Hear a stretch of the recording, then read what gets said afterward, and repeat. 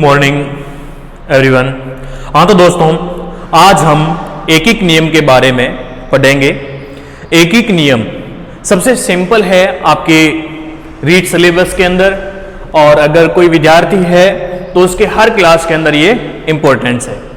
अब देखिए, सबसे पहले एकिक नियम क्या होता है, एकिक नियम का अभिप्राय क्या है, एकिक नियम का मतलब क्या है।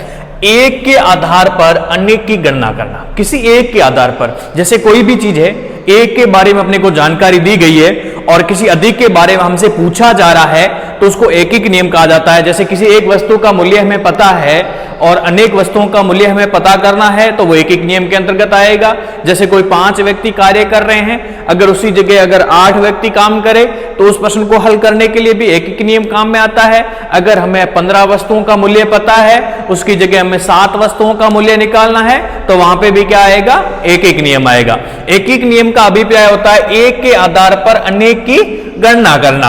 अब देखो, एकिक नियम में जो कई नियमों पर आधारित है, कम से कम इसमें 3 से 4 नियम लगते हैं। तो पहले जो है 2 पदों पर आधारित, 2 पदों पर आधारित प्रश्न जो एकिक नियम से हल करने के कुछ नियम है, वो नियम इस प्रकार है। देखो, पहला नियम हम आज पढ़ेंगे, एक से अनेक की गणना करना। पहला नियम क्या है, एक से। अगर आपको एक वस्तु का या एक व्यक्ति का कुछ भी दे रखा है, उससे अनेक की गणना करनी हो तो कैसे करेंगे।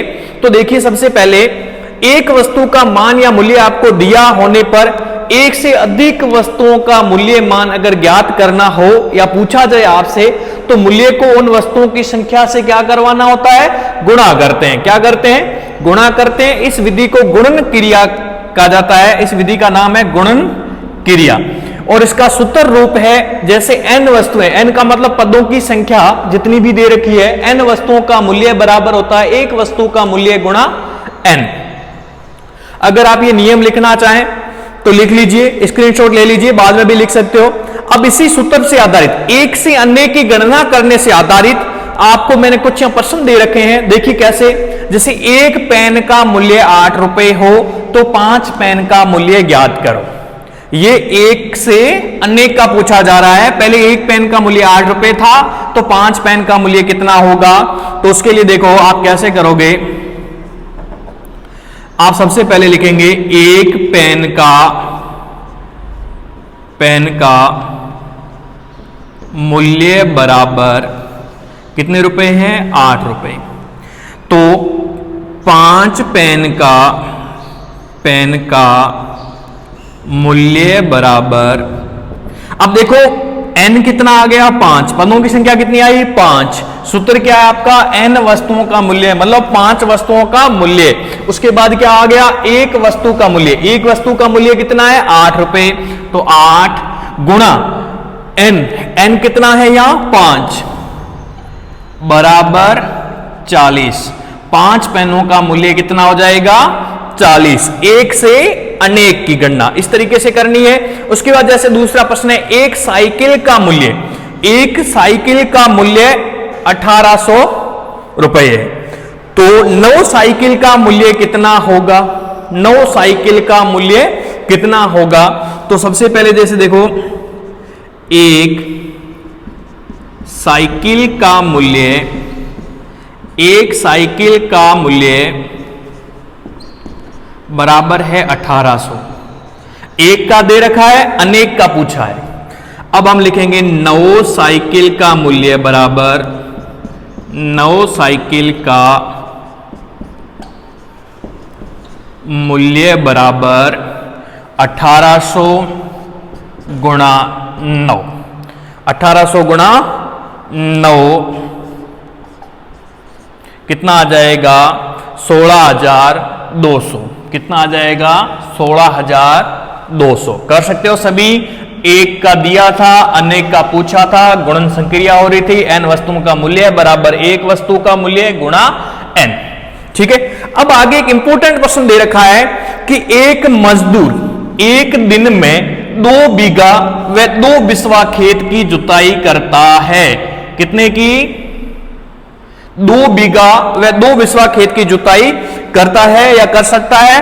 तो 20 दिन, ये लगातार एक ही मजदूर अगर 20 दिन काम करे तो कितने बीघा क्षेत्र की जुताई करेगा, कितने बीघा क्षेत्र के अंदर वो जुताई कर सकता है। यदि 1 बीघा के अंदर 20 बिस्वा हो, 1 बीघा में कितने बिस्वा आते हो, 20 बिस्वा। तो पहले हम ये लिखेंगे मजदूर द्वारा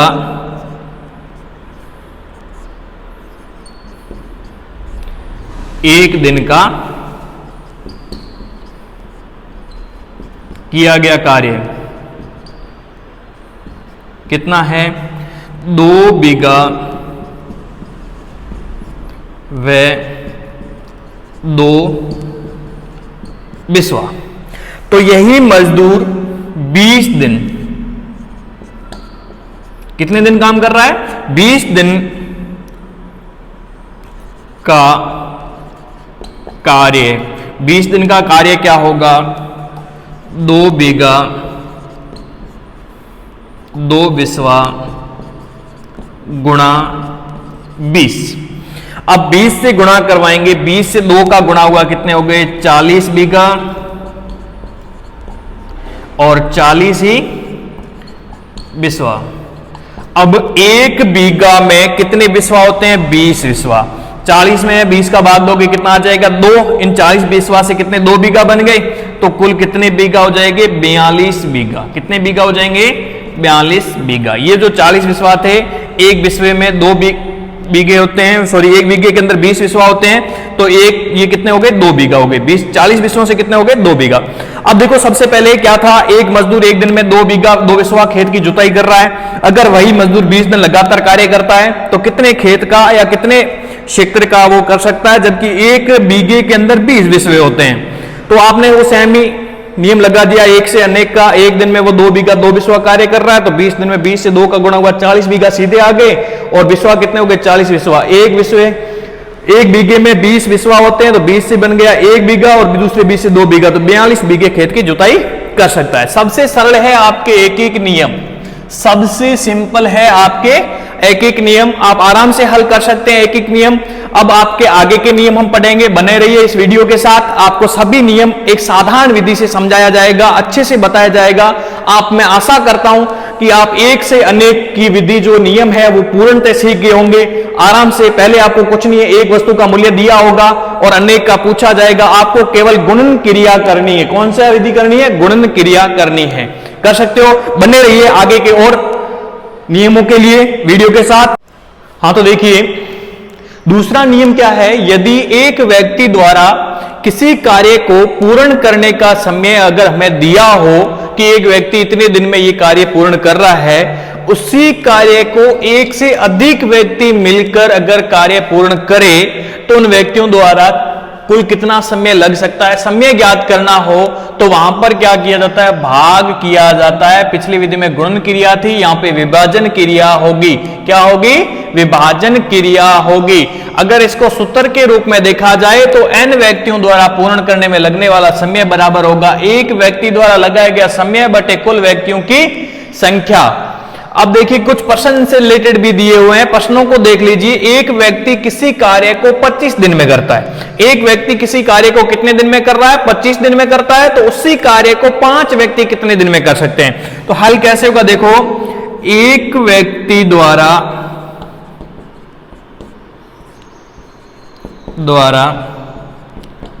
लगाया गया समय बराबर 25 दिन। कितने दिन है, 25 दिन। उसी कार्य को 5 व्यक्ति, तो हम यहां लिख देंगे 5 व्यक्तियों द्वारा। अब अपने को ये ज्ञात करके बताना कि 5 व्यक्ति कितने दिन में कर सकते हैं, तो 5 व्यक्तियों द्वारा लगने वाला समय बराबर एक व्यक्ति कितने दिन में कर रहा है, 25। कुल व्यक्तियों की संख्या कितनी हो गई, अब 5। 25 में 5 का विभाजन कर दो, डिवाइजन कर दो, कितना आ जाएगा, 5 की टेबल से 25 में कितनी बार चला जाएगा, 5 बार। ये आ जाएगा 5 डेज।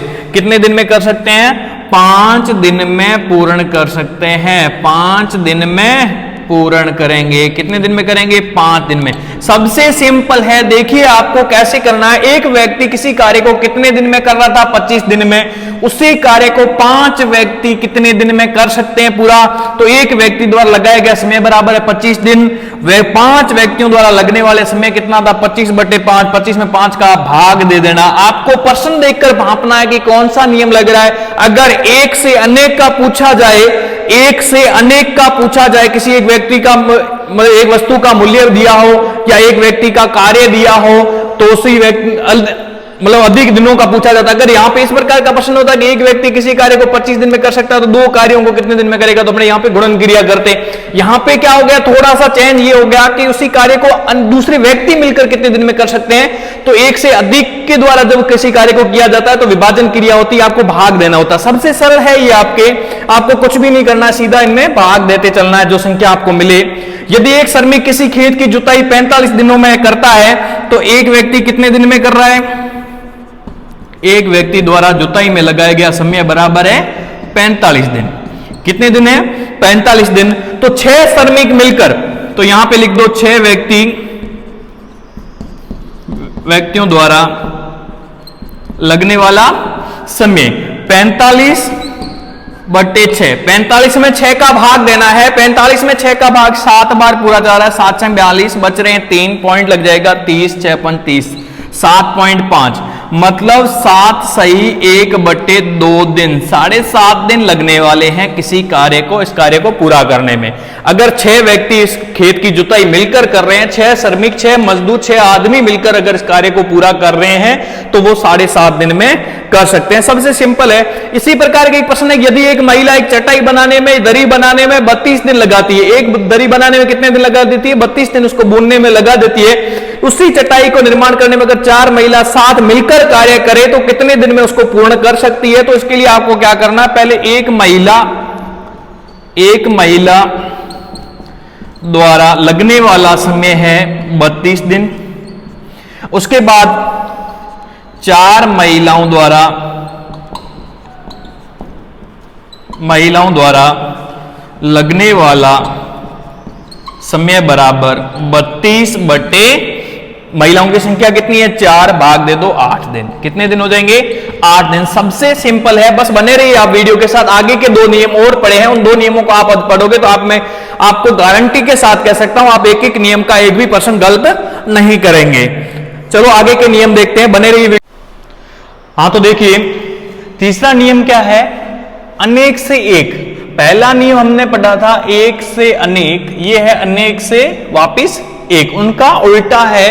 अगर देखें तो एक वस्तु का मूल्य उसी तरह की अनेक वस्तुओं से तो कम होगा, उन्हीं तरह के अनेक वस्तुओं से कम होता है। अतः यदि एक से अधिक वस्तुओं का मूल्य दिया गया हो और एक वस्तु का मूल्य हमें ज्ञात करना हो या पूछा जाता हो, तो क्या करना होता है? सभी वस्तुओं की जो मूल्य होता है उन वस्तुओं की संख्या का भाग दे देते हैं। उनकी वस्तुओं के जो मूल्य होता है उनमें से क्या करते हैं? उन्हीं वस्तुओं की संख्या का हम भाग देते हैं। अर्थात हम क्या करेंगे? विभाजन क्रिया करते हैं। हम क्या करते हैं? विभाजन क्रिया करेंगे, जिससे हमें क्या है? एक वस्तु का मूल्य प्राप्त होगा। एक वस्तु का मूल्य सूत्र के रूप में देखें तो एक वस्तु का मूल्य बराबर अनेक वस्तुओं का मूल्य बटे उन्हीं वस्तुओं की संख्या। अब देखिए, जैसे यदि 15 पेन का मूल्य 120 रुपए है, 15 पेन का मूल्य कितना है? 120 रुपए। अब अगर 120 रुपए है तो एक पेन का मूल्य, एक पेन का मूल्य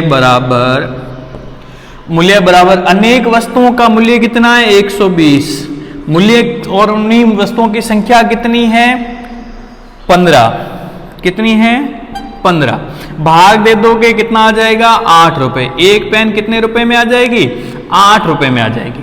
कर सकते हो सभी। आपको क्या है? अनेक वस्तुओं का मूल्य दे रखा होगा। एक वस्तु का मूल्य करने के लिए अनेक वस्तुओं के मूल्य में से उन्हीं वस्तुओं की संख्या का भाग देना है, जिससे आपका एक वस्तु का मूल्य आपको प्राप्त हो जाएगा।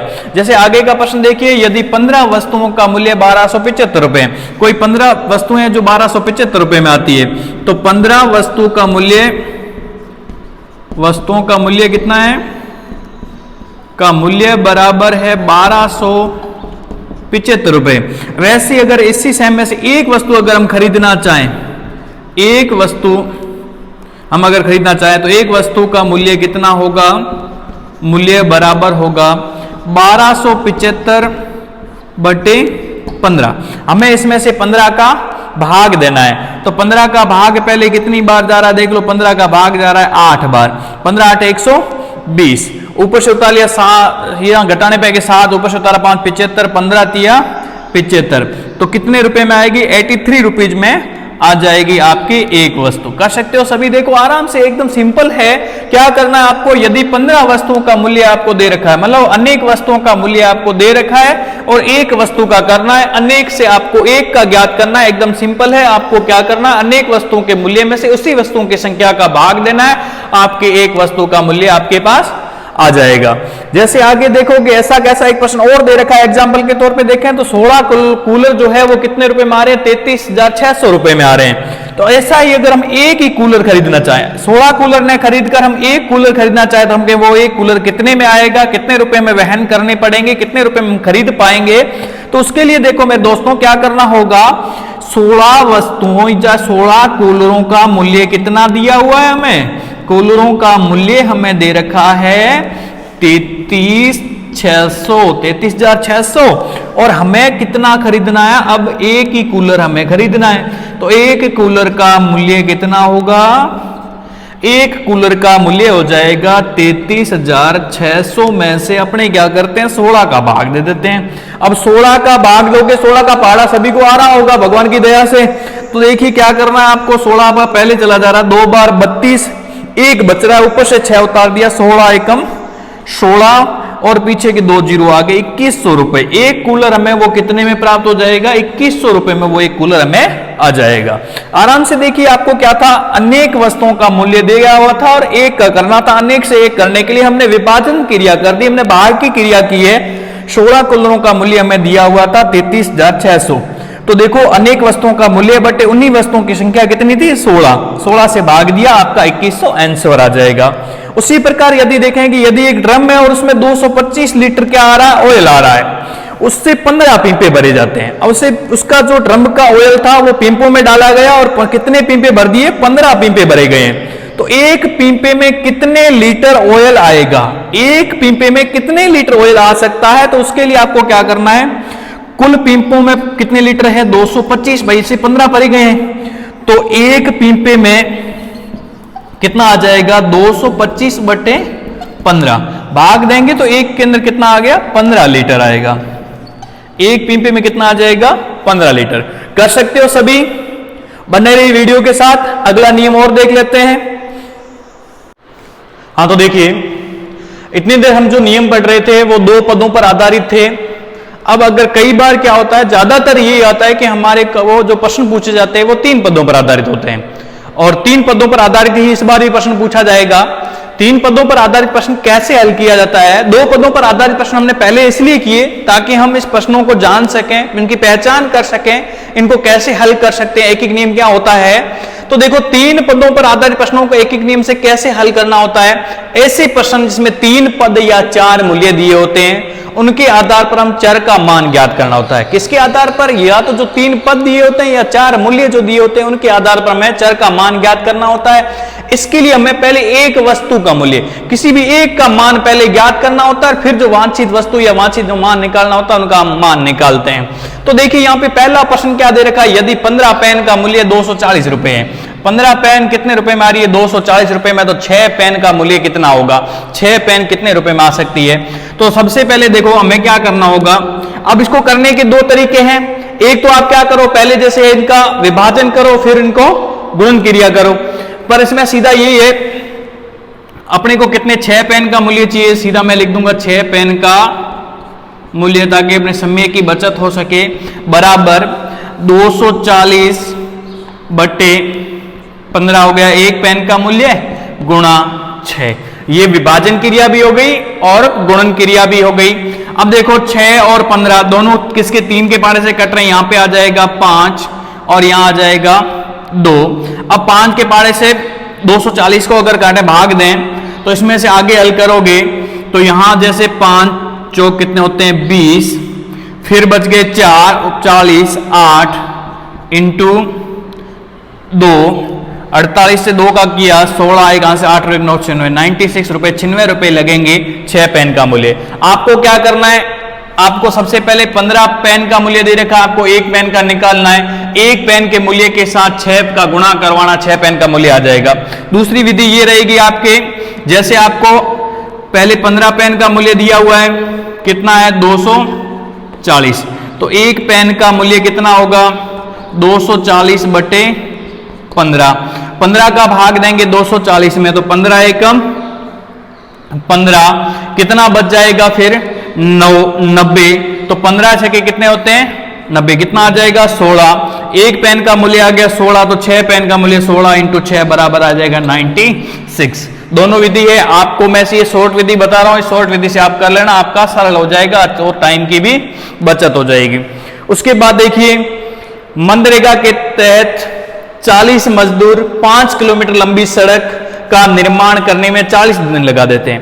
एक मनरेगा का काम चल रहा है, 5 किलोमीटर ग्रेवल सड़क बनानी है, उस सड़क को बनाने में 40 मजदूर लगे हुए थे जिन्होंने 40 दिन लगा दिए। कितने दिन लगा दिए 40 दिन। तो एक मजदूर कितने दिन में कर सकता है 40 गुणा 40 1600 दिनों में करेगा। ठीक है, अब उसी बात उसी सड़क को 50 मजदूर मिलकर अगर उसी कार्य को करना चाहे तो कितने दिन में कर देंगे, तो 1600 बटे 50, 0 से 0, 50 मजदूर मिलकर अगर करना चाहे तो कितने दिनों में करेंगे, तो इसमें सबसे पहले क्या कर देंगे 5 से 15, 1 10, 5 10, 32 दिनों में। कितने दिनों में कर देंगे 32 दिनों में इस कार्य को पूरा कर देंगे। सबसे सिंपल है, आपको क्या करना है, सबसे पहले कितने एक वस्तु का मूल्य ज्ञात करना होता है। आपको क्या करना है, मनरेगा के तहत 40 मजदूर 5 किलोमीटर लंबी सड़क को बनाने में 40 दिन लगा रहे हैं। अगर अकेला मजदूर लेकर चलता तो कितने दिन लगा देता 1600 दिन लगा देता। तो 1600 दिन अगर अकेला लगा रहा तो 50 मजदूर के साथ में मिलकर कितने दिन लगाएंगे 1600 में 50 का भाग दे दो, 32 दिनों में वो कार्य पूर्ण हो जाएगा। उसके बाद आगे का देखिए, यदि एक कार 12 घंटे में 900 किलोमीटर दूरी तय करती है, एक कार 12 घंटे में 900 किलोमीटर दूरी तय करती है तो 4 घंटे में दूरी तय करनी है, तो 4 घंटे में तय की गई दूरी। सीधा शॉर्ट करवा रहा हूं, ठीक है, जिससे आपके समय की भी बचत हो जाएगी। आपको सीधा ही करना है, सीधे आपको देखो यही है कि 900 किलोमीटर जा रही है कितने में 12 घंटे में, तो 4 घंटे में कितनी जाएगी 900 बटे 12 इंटू 4, 4 के 12 से 12 को काटे कितने हो गए 3, 3 से काटा 3 को कितने जाएगी 300 किलोमीटर। कितनी दूरी तय कर लेगी 300 किलोमीटर। कर सकते हो सभी, आपको कुछ नहीं करना है। देखो 12 घंटे में कितनी जा रही 900, तो 1 घंटे में कितनी जाएगी 900 बटे 12, और 4 घंटे में कितनी जाएगी 4 से गुणा करवाना, 900 बटे 12 इंटू 4 आराम से आपका हल हो जाएगा। अब उसके बाद देखिए, एक कार्य को 25 मजदूर 40 दिन में कर सकते हैं। एक कार्य है उसको 25 मजदूर मिलकर कितने दिन में कर सकते हैं 40 दिन में कर सकते हैं। उसी कार्य को 20 दिन में करने के लिए कितने मजदूरों की आवश्यकता होगी, तो देखो 20 दिन में